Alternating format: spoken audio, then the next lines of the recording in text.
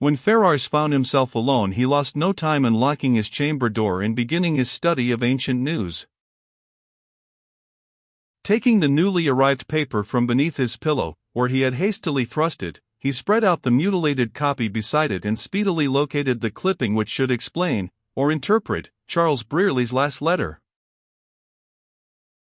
Putting the perforated paper over the other, as the quickest means to the end, he drew a pencil mark around the paragraph which appeared in the vacant space, and then, without pausing to read it, he reversed the two sheets and repeated the operation. This done, he took up the marked paper and sat down to read and digest the secret. It won't take long to tell which side of this precious square of paper contains the thing I want, I fancy, he meditated, as he smoothed out the sheet. The printed paragraph outlined by his pencil was hardly 3 inches in length, and he read it through with a growing look of comprehension upon his face. "I wonder if that can be it," he said to himself at the end. And then he slowly turned the paper and read the pencil-marked lines upon the other side. When he had perused the brief lines over, his brow knit itself into a frown, and he reread them, with his face still darkened by it. Then he uttered a short laugh, and laid the paper down across his knee. "I wonder if the other fellow will know which side was which," he muttered. "I'm blessed if I do."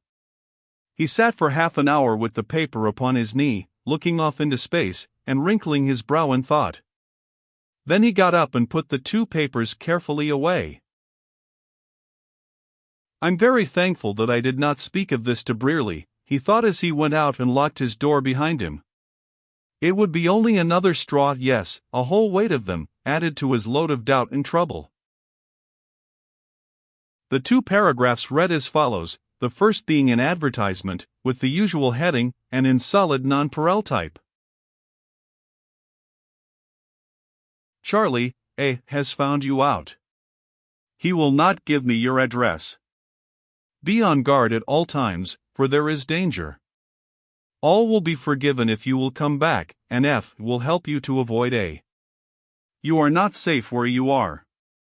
The city is better, and we cannot feel at ease knowing the risk you are running. At least stay where you are. Your brother or some friend ought to know. For your own sake, do not treat this warning as you did A.'s other threat. He means it. Still at G Street. M." The second paragraph was in the form of a would-be facetious editorial paragraph, and ran thus. "Not to have a fortune is sad enough, but to go up and down in the land a millionaire and never know it is wretchedness indeed. Many are the foreign fortune-seeking American heirs, if we are to believe the advertising columns, and the heirs seeking fortunes are as the sands of the sea in number. There have been the Frailes, and the Aunts, and a long retinue of lost heirs to waiting estates, and now it appears that the great Paisley fortune rusts in idleness and shamelessly accumulates, while the heirs of a certain Hugo Paisley, an Englishman who was last heard from in the Canadas many years ago, are much to be desired now that the home supply of English-bred Paisley stock is run out." There was more to this screed below the line which marked the lower end of the clipping, but it contained no further reference to the Paisleys, merely dilating in a would-be humorous manner upon the degenerating influence of the foreign legacy upon the American citizen. But the advertisement upon the other side had been cut out in full, and exactly at the beginning and end. It was puzzling and disappointing in the extreme. Ferrars had really looked upon this cut newspaper as his strongest card when he should have found the missing fragment, and now. He thought and wondered, and reread letter and clipping again and again, but to no good purpose, and at last he locked away the puzzling documents and went out to make a morning call upon Mrs. Jameson. That evening he talked first with Robert Brierly and then with the family lawyer, and to both he put the same direct questions. What could they tell him of the early history of the Brierlys? Of Mrs. Brierly's family and ancestors? Had they any relatives in England or Scotland, say?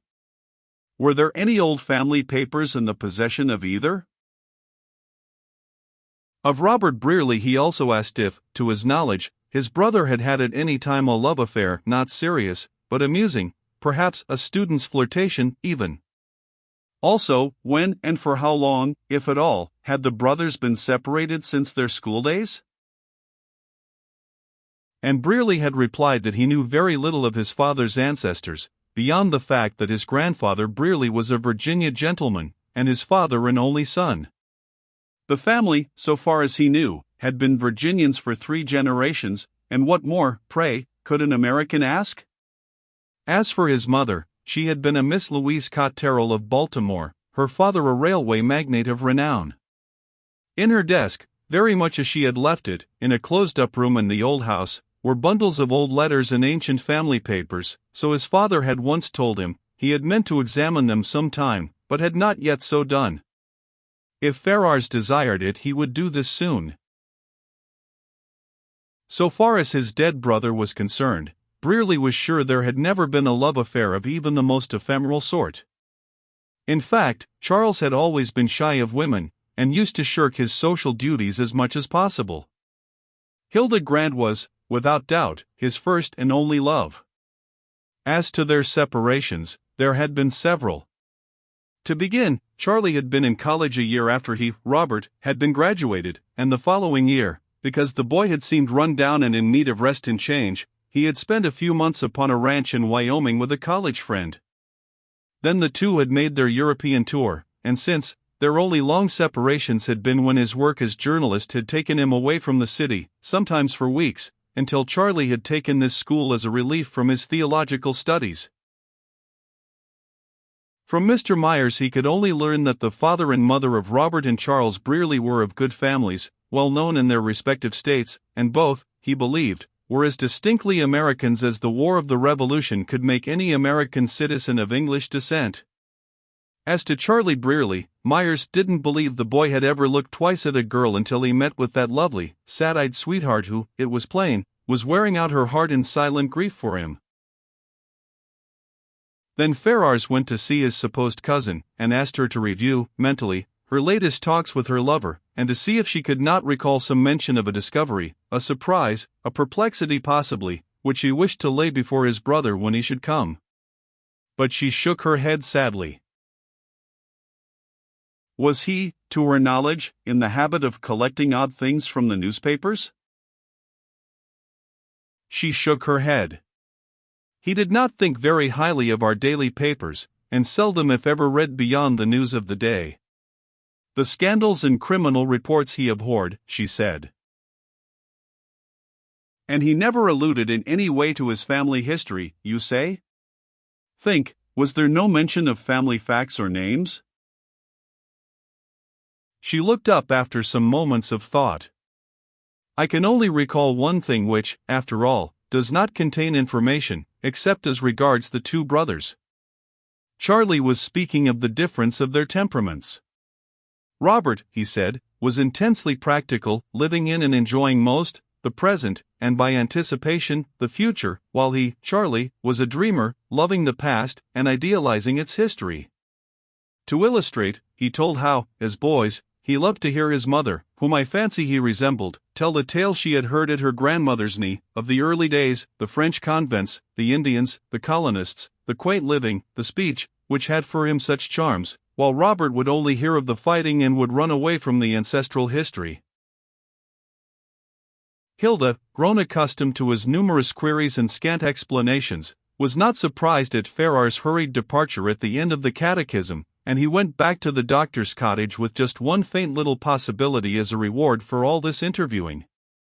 He had known Mr. Myers in the city, as a successful detective is apt to know an able lawyer, well by reputation and personally a little, and he was glad to find in him a friend to the Brearleys, dead and living. Going back that night he said to himself, "It's of no use to try to go on like this, a confidant will save me a lot of time, and Myers is the man. I can't call upon the doctor, he's got his profession, and he belongs here. Myers can make my business and Brearley's his at need. Besides, he's a lawyer and won't be knocked entirely out by my wild theorizing, and he's the one man who can get access to the ancestral documents at need." He found the lawyer still upon the doctor's piazza, and without the least attempt at explanation invited him into his own room, where they were still closeted when, at midnight, Robert Brearley went slowly toward the Fry cottage, and the doctor, who never got his full quota of sleep, went yawning off to bed. Mr. Myers spent 5 days in Glenville, and then went back to the city, taking Robert Brearley with him, for a purpose, as he said to the doctor in Ferrars. "He can come back in a day or two if he chooses," the lawyer added, "but in truth, Robert, unless you're needed here, which I doubt, you'll be better at work. Mr. Ferris Grant, here, will summon you at need." When they were on board the train, and the lawyer had exhausted the morning paper, he drew close to his companion in that confidential attitude travelers fall into when they do not converse for the entertainment of all on board, and said, "Robert, I want to tell you why I so insisted upon your company back to the city. I want you to rouse yourself, to open your house, and when you first have looked over your father's and mother's private and business papers, I want you to turn over to me all such as are not too sacred for other eyes than yours, all letters, journals, if there are such, all, in fact, that deal in any way with your family, friends, and family history." Brearley turned to look in his face. "This is some of Ferrars' planning," he said. "It is, and it has my hearty endorsement. Don't ask questions. Frank Ferrars knows what he is about." "No doubt of it. I only wish I did." "You'll know at the right time. And if it will be a comfort to you, I'll admit that, while I am to a certain degree in his confidence, I know no more what or whom he suspects than you do, for he won't accuse without proof of guilt, however much he suspects or believes. But I know this, Ferrars is convinced that the secret of your brother's death lies in the past." "And in whose past?" "In his own, in that of your family, or of Hilda Grant." At the beginning of the following week Hilda Grant resumed her duties as schoolmistress, the place of Charles Brearley being filled by a young student from the city. Mrs. Jameson, meantime, had called upon Hilda, the call had been returned, and the two were now upon quite a friendly and sympathetic footing. It was not long before the fair, black-robed little figure was quite familiar to the children, to whom she gave generously sweets, pleasant words, and smiles. Sometimes she met Ferrars, who would look in now and then at the recess or noon hour to keep up his cousinly character, and Hilda Grant's clear eyes saw, day by day, the blue eyes of the pretty widow taking on a new look, and noted that, while she was at all other times full of easy, charming chat, the approach of Mr. Grant would close the pretty lips and cause the white eyelids to quiver and fall. The understanding between Hilda and the detective was now almost perfect, and one day, Ferrars, having asked her if she had ever heard Mrs. Jameson speak of leaving Glenville, or name her place of residence, Hilda replied, "I have heard her express herself as well pleased with Glenville, and I think she is in no haste to go. In truth, Mr. Ferrars, I am beginning to feel that, in seeing this lady as a means toward a selfish end, we, or I, have done wrong. That she is a woman of the world, and has seen much of good society, is evident, but she has lived, of late, a lonely and much secluded life, she tells me, her late husband having been a somewhat exacting invalid for 2 years before his death, and forgive me for my great frankness, I fear that because of your absorption in this trouble of mine, you have not thought or observed how much your acquaintance is becoming to Mrs. Jameson. One woman can read another as a man cannot, and I must not let you serve me at the cost of another's happiness perhaps." "Miss Grant, is this a riddle?" "Mr. Ferrars, no. Must I say plainly, then, that you are making yourself quite too interesting to this lady?" Ferrars turned his face away for a moment. Then he replied slowly, as if choosing his words with difficulty. "My friend, I believe time will prove you the mistaken one. I cannot take this flattering idea of yours to myself and venture to believe in it, but should it have the smallest foundation in reality, rest your conscience upon this candid declaration. The lady cannot feel more interest in my unworthy self than I in her. From the first moment almost I have taken an interest in Mrs. Jameson, such as I have seldom felt for any woman. Shall we let the subject rest here? Be sure I shall not let any personal interest conflict with, or supersede, the work I came here to do. In later years, Hilda remembered these words. During the next 2 weeks, the wheels of progress, so far as Ferrar's work was concerned, moved slowly, and even rested, or seemed so to do. To be baffled in a small town, and by a small boy, was something new and surprising in the experience of Detective Ferrars, but so it was. Work as he would, finesse as he might, he could find no trace of the boy, about half-grown, with dark eyes and hair, freckles, a polite way with him, and a cap pulled over his eyes, and this was the best description Mrs. Fry could give of the strange lad. If Mrs. Fry was not the honest woman she is, said the doctor, I should call that boy a myth. How could he come and go so utterly unseen by all Glenville? Samuel Doran, who still believed that Mr. Grant was Mr. Grant, and thought it most natural that he should turn his attention to the mystery surrounding the murder of his cousin's lover, thought otherwise. Pshaw, he objected, look at the raft of half-grown boys racing up and down these streets from sunset to pretty late bedtime, for kids, and how much different does one boy look from another in the dark? Mrs. Fry herself only saw him out in the twilight. Ferrars reserved his criticism and opinions for the time. Doran had taken upon himself the investigation of the boat puzzle, as he called it, for the skiff remained, after many days, still drawn up, unmoored and unclaimed, by the lake shore, and at last, by dint of much driving up and down the lake shore road and interviewing of boat owners, he brought to Ferrars this unsatisfactory solution. 2 weeks before the murder, the skiff had been owned by a certain Jerry Small, hunter and fisherman by choice, blacksmith by profession. On a certain day, a man dressed in outing costume had entered Small's shop, asked about the boat, and made him such a liberal offer for it, that Jerry had at once closed with him. The shop stood upon the outskirts of the town and close to the lake. The man had said that he was coming out from the city in a few days for a few weeks in the country, meaning to secure board, if possible, near the lake shore. If Mr. Small did not mind, the boat might stay where it was until his return. The money was paid down, and Small engaged to care for the boat. One day, after much agitation, Small decided that it must have been the day of the murder that he missed the boat, and one of his kids told him that a gentleman with flannel clothes and whiskers took away the boat right early, and neither boat nor man had ever reappeared. Then Ferrars tore his hair and fumed at the long delay, only to learn that Jerry Small had left his house on the day after the murder to attend a sick brother, and had returned just 2 days ago.